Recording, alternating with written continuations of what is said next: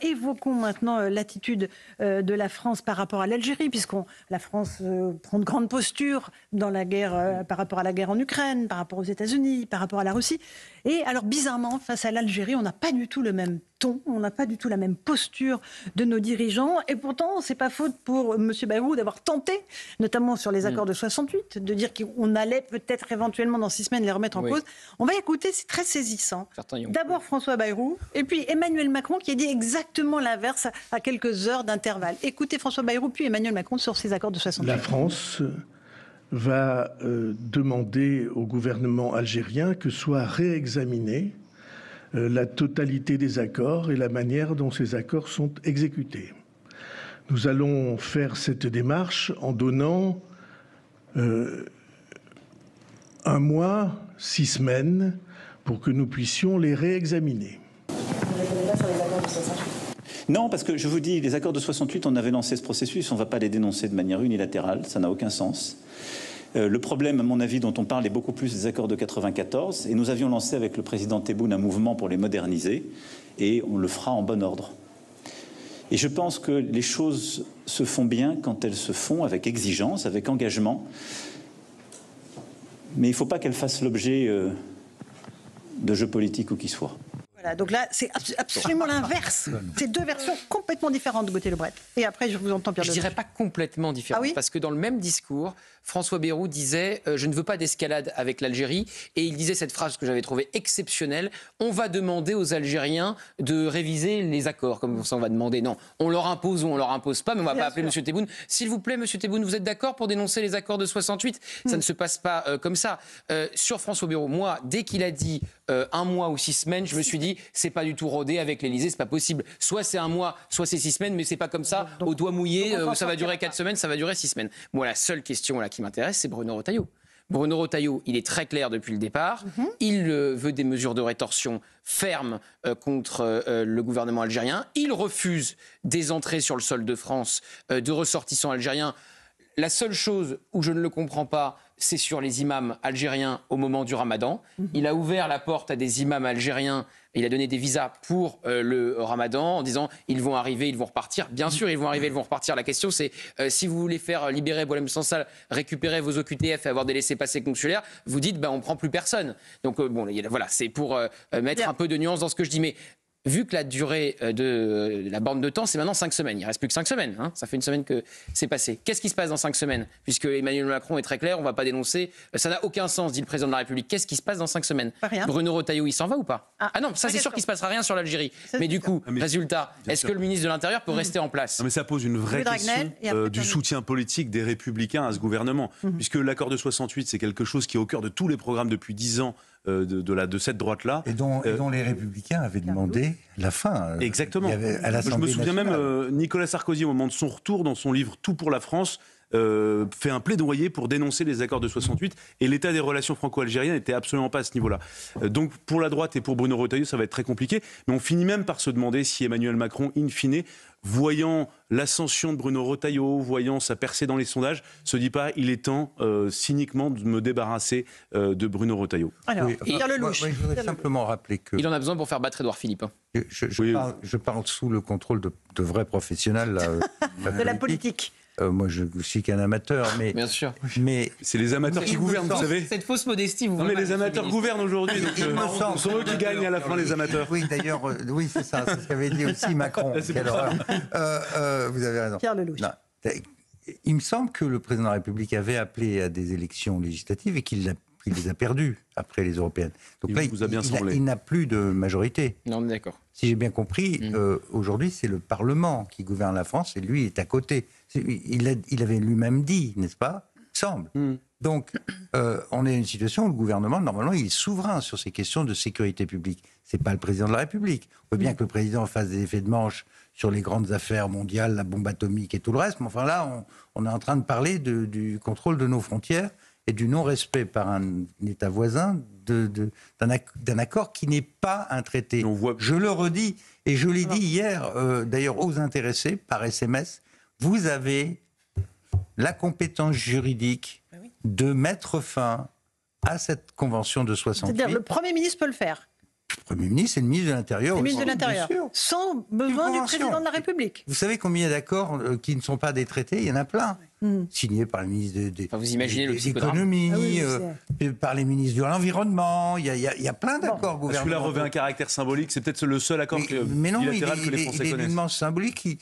Vous savez que l'origine, c'est qu'il y avait les accords d'Évian en 62 qui organisaient la libre circulation, surtout des Français. Comme ils sont partis forcés et contraints, les Français, il ne restait plus que les Algériens qui bénéficiaient de la libre circulation, d'où les accords de 68 qui réduisent, mais pas beaucoup. C'est pour ça qu'il faut les modifier. Ajouter une petite chose.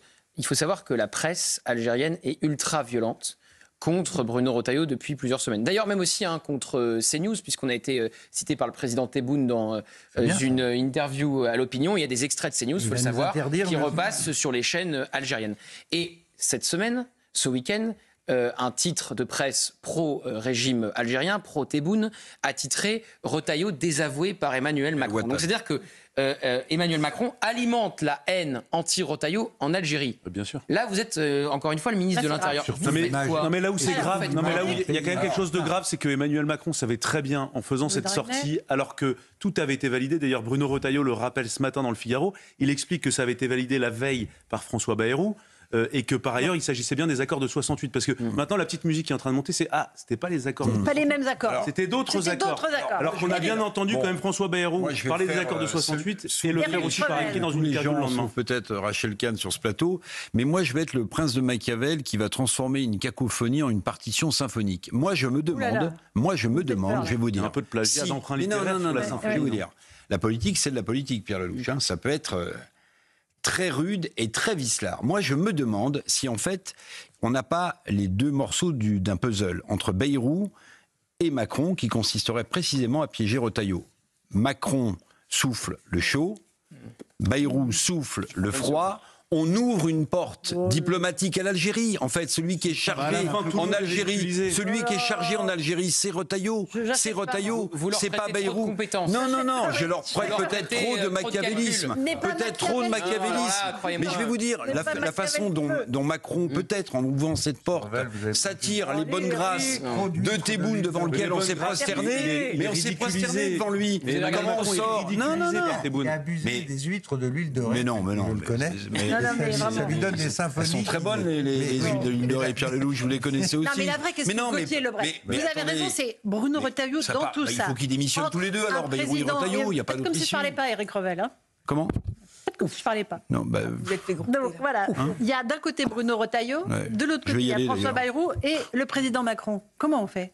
Qui sort gagnant de l'équation? Si dans 5 semaines il ne se passe rien et il ne se passera rien, on l'a bien compris, la pression autour de Bruno Retailleau va être forte parce que quand vous êtes désavoué par le président de la République qui fait le jeu du régime algérien et de la presse algérienne qui vous cible directement, c'est compliqué de rester. Pour faire la rester. Ça donne aux Algériens qui connaissent parfaitement notre vie politique. Attendez, nous on ne connaît pas du tout ce qui se passe dans les arcanes du pouvoir algérien, mais eux, je peux vous dire qu'ils suivent chaque millimètre d'émission. Donc, ce que ça donne, c'est un pays foireux, divisé, qui a peur de son nom et qui a peur de ce qui va se passer dans les banlieues, parce que c'est quand même ça l'arme de dissuasion des Algériens, c'est on va vous foutre le bordel si jamais vous osez toucher à nos visas. C'est ça le sujet. Et quand Emmanuel Macron a baissé les visas, il ne s'est rien passé d'ailleurs.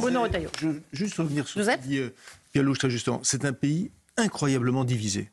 On ne mesure pas à quel point il est divisé. Par exemple, il y a une question, l'Algérie, une question qui est la Kabylie. Il y a un gouvernement provisoire de Kabylie, il faut le savoir, qui se trouve sur le sol français, avec des Kabyles en exil, qui manifestent, qui prennent des risques physiques. Est-ce que vous avez déjà entendu des politiques parler, peut-être à Pierre Lelouch, mais parler d'eux? Non, pas du tout. Et je posais justement la question à un ami ambassadeur, qui est ambassadeur dans un grand nombre de pays arabes. Je lui disais, mais pourquoi nous, on ne fait rien, on n'agite pas? Il me dit, c'est vrai que les Allemands, lorsqu'il s'agit d'enjeux commerciaux, le font. Les Anglais savent aussi le faire. Nous, on ne le fait pas. Je dis, pourquoi nous, on ne le fait pas? On a su le faire, mais aujourd'hui, on ne sait plus le faire. Et je crois qu'on ne sait plus le faire, ça c'est juste. Il y a un sujet où l'Europe est utile. Moi, je l'avais fait à l'époque.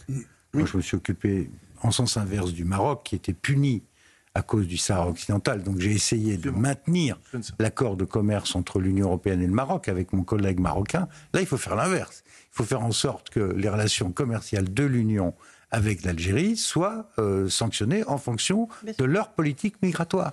À eux, qui est un danger physique, sécuritaire pour la France et pour l'Europe. Sur ce sujet. Moi, sur ce sujet, j'ai toujours une pensée pour Boualem Sansal et aussi pour Françoise Imray, son avocat, qui justement, on lui a toujours pas eu de visa. Toujours pas eu de visa. Non, il est juif. Pour aller parce qu'il était juif. Alors par rapport à la situation, à ce qui s'est passé aujourd'hui à l'Assemblée nationale, pour moi, il y a ceux qu'on soutient par facilité et ceux qu'on ne soutient pas par lâcheté.